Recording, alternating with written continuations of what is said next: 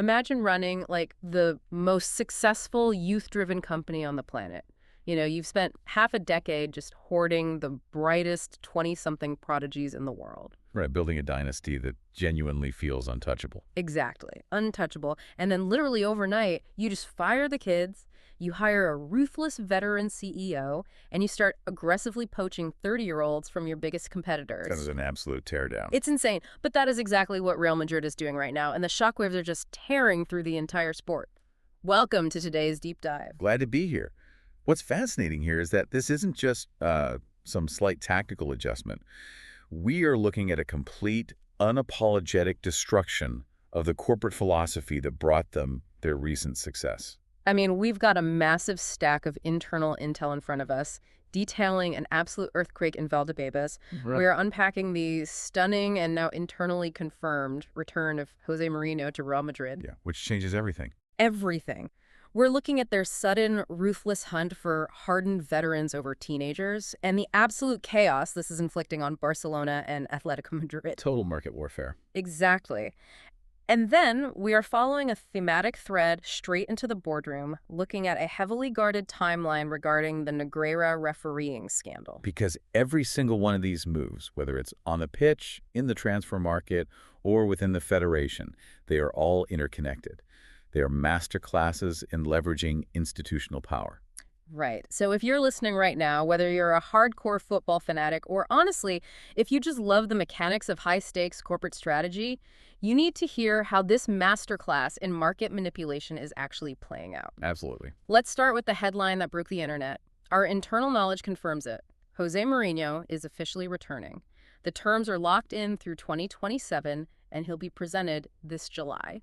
And we need to understand exactly why this is happening right now. Look, this isn't Florentino Perez just, getting nostalgic. Right, it's not about the good old days. No, not at all.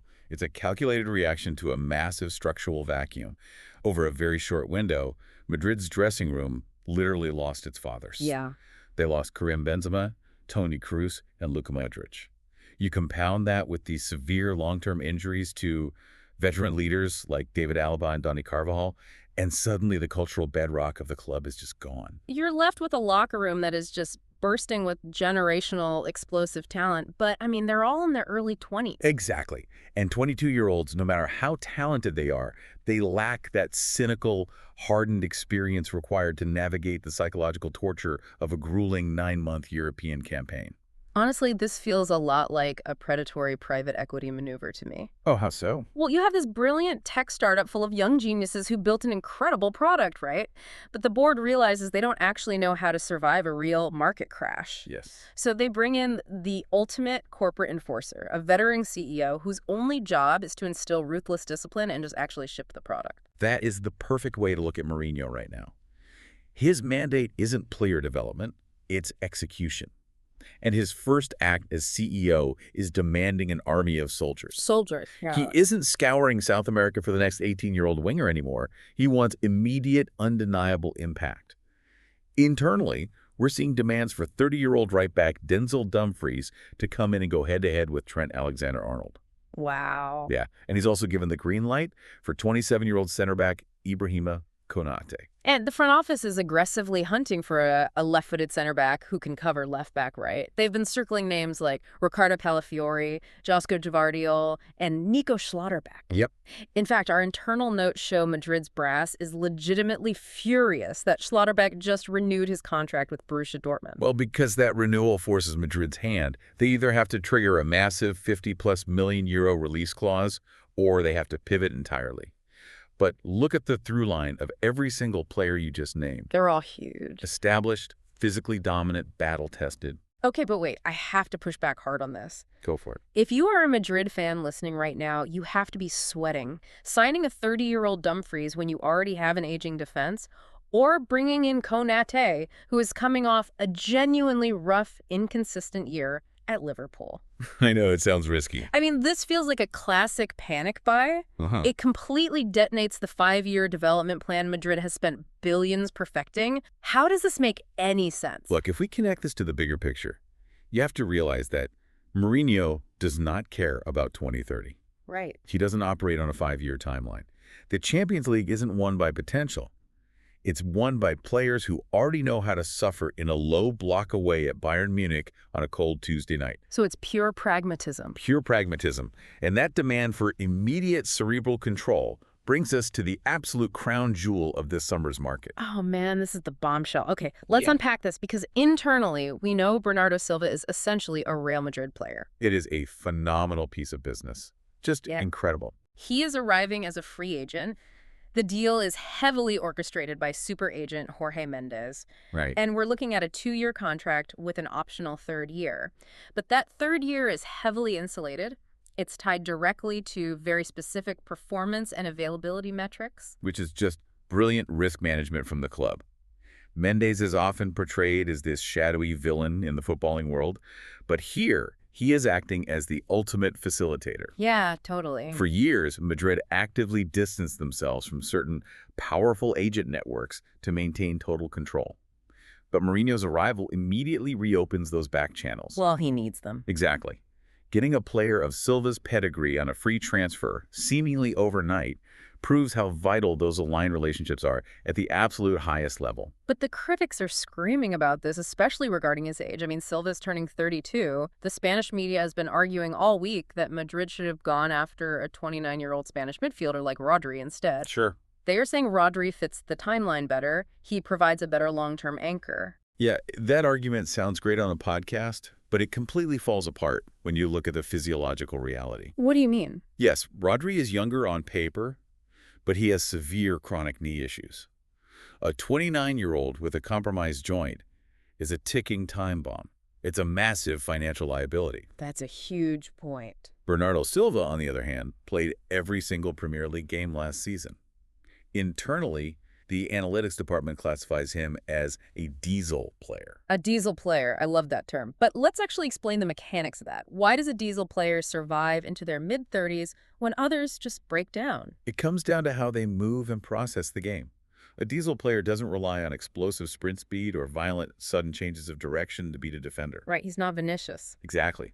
Those fast twitch movements are what tear hamstrings, snap ACLs, and end careers prematurely. Silva relies on supreme spatial awareness, a low center of gravity balance, and limitless cardiovascular endurance. He just never stops running.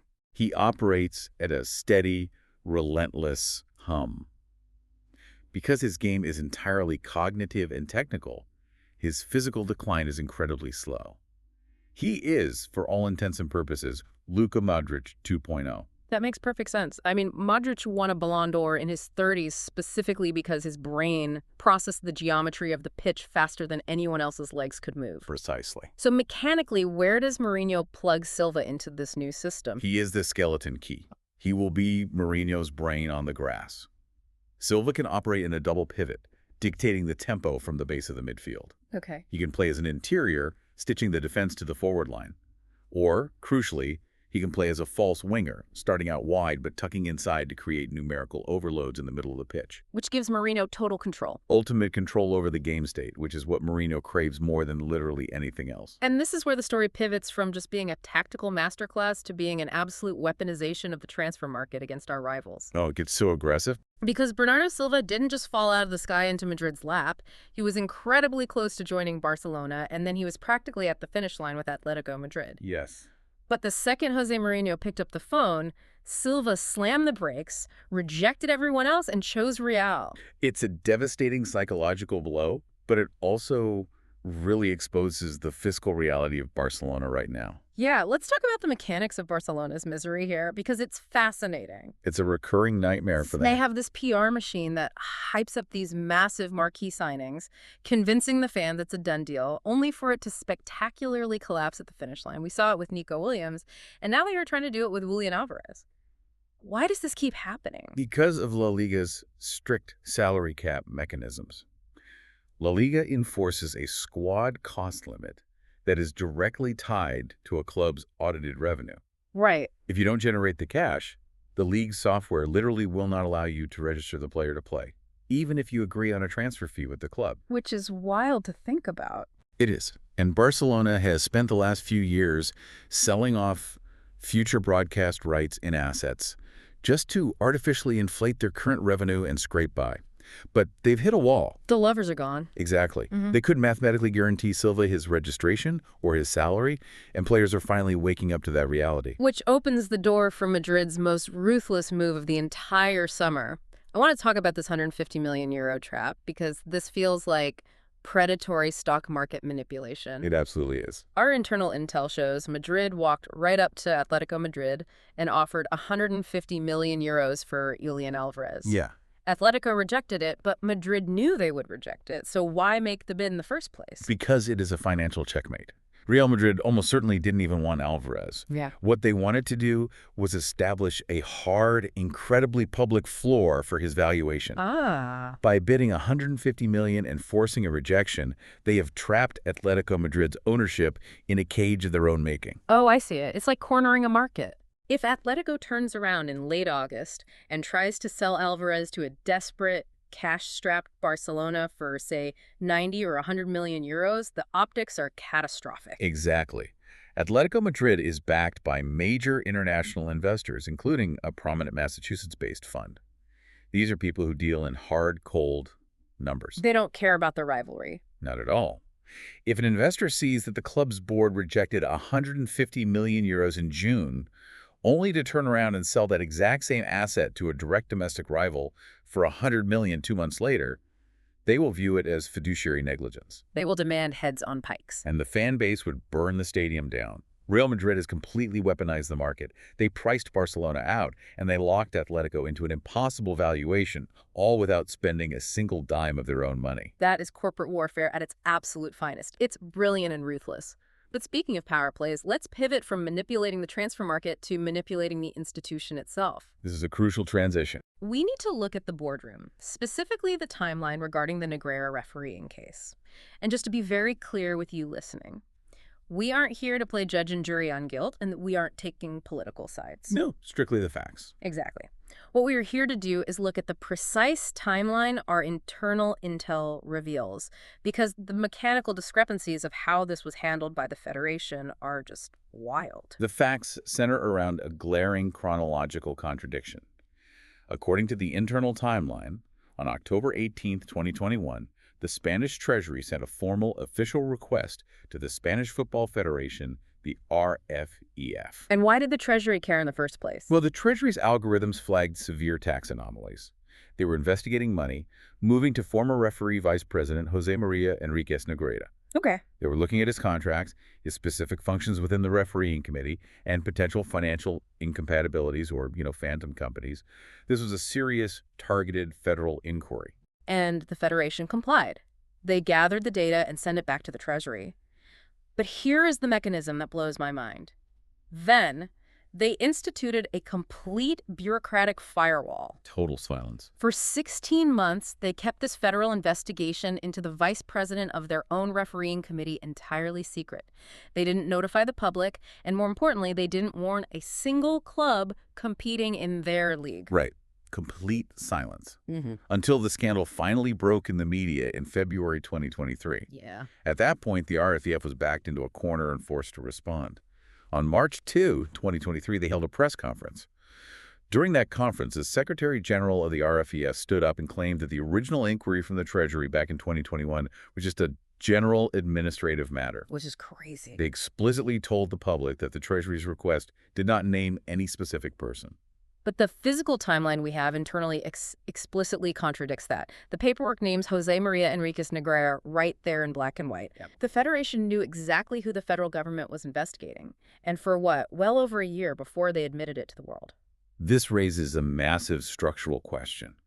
What happens to the integrity of a multi-billion-euro sports league when the governing body allegedly exploits its bureaucratic power to hide a federal investigation into referee corruption from its own members? It destroys trust. And then when they're finally confronted, they misrepresent the very nature of that federal inquiry. It's staggering. I mean, if the Federation had simply called a press conference in October 2021 and said, hey, we have received a federal inquiry regarding Mr. Negreira and we are fully cooperating, the optics are completely different. Totally different. It's transparent. Right. But by mechanically concealing it, it casts a shadow of institutional rot over the entire operation. It proves that the control of information is just as valuable as the control of capital. Absolutely. Okay? And it is against this backdrop, this intense mix of institutional tension, boardroom manipulation, and massive tactical overhauls that we are careening toward the World Cup. Yeah, it's all coming to a head. All of these storylines, the veterans fighting for survival, the youth trying to prove their worth,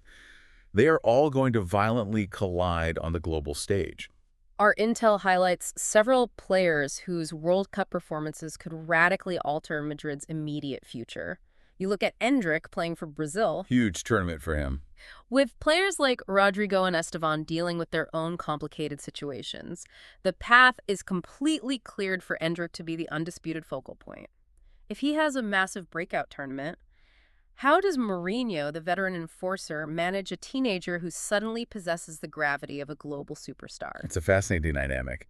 And then you have Arda Güler for Turkey. He's a brilliant creative talent. But he needs to prove to Mourinho that his body can actually handle the brutal physical demands of carrying a national team through a tournament. But frankly, the most crucial player for Real Madrid's immediate strategy in this World Cup is Bernardo Silva. Oh, without a doubt. He is the engine for Portugal. And when you look at the calendar, there is a terrifying statistic staring these clubs right in the face. It's brutal. Between the expanded club competitions like the new Champions League format, the Club World Cup, and the international calendar, we are looking at a grueling 104-game schedule over a span of basically 40 days of rest for these top-tier players. The physiological toll of that just cannot be overstated. Real Madrid just bet the house on a strategy relying on players in their 30s. Yeah. The human body is not designed to sprint for 104 games a year. The Madrid front office is going to be watching Silva, Dumfries, and their newly assembled veteran core with held breath, praying they survive this gauntlet without a catastrophic muscular breakdown. If you're listening to this, you are going to watch this upcoming World Cup completely differently now. Every single pass Bernardo Silva makes, every time he slows down the tempo of a game for Portugal or dictates the spatial geometry of the pitch, you're watching his live audition for Mourinho's new system. Exactly. He isn't just trying to win a trophy for his country. He's proving to his new veteran CEO that the diesel engine is still running flawlessly. It is the ultimate high-stakes proving ground before this radical new era at the Bernabeu officially kicks off. It really is. So let's pull all of these threads together. We've traced the massive shockwaves hitting the football world. We've seen a club abandon its youth philosophy to bring back José Mourinho as a ruthless corporate enforcer. Right. We've unpacked the physiological brilliance of the Bernardo Silva acquisition, the absolute market savagery of a 150 million euro trap that paralyzed Barcelona and Atletico, and we've walked through the chilling 16-month bureaucratic silence regarding a federal investigation into the referees. It's a lot to process. It is a portrait of an institution leveraging every single ounce of its power, money, and influence to bend the sport to its will. And, you know, for years, we've seen Real Madrid define the modern era by hoarding the world's best teenagers. They created the blueprint that literally every other club tried to copy. Right, the ultimate youth model. But if Mourinho's new veteran-only strategy actually works, if they hoist the Champions League trophy next year with a core of 30-year-old soldiers, ask yourself, will it force every other super club in Europe to completely abandon their youth academies? Wow. Could we be witnessing the start of a massive, hyper-expensive arms race for aging, reliable talent? Keep a very close eye on the market, because the fundamental rules of squad building might have just changed permanently. That is a brilliant thought to leave on. If the tech startup realizes the only way to actually dominate the market is to fire the kids and hire the cynical veterans, the entire industry model flips on its head overnight. Thank you for joining us on this deep dive. Keep questioning the headlines, keep looking at the financial mechanics behind the moves, and we will see you next time.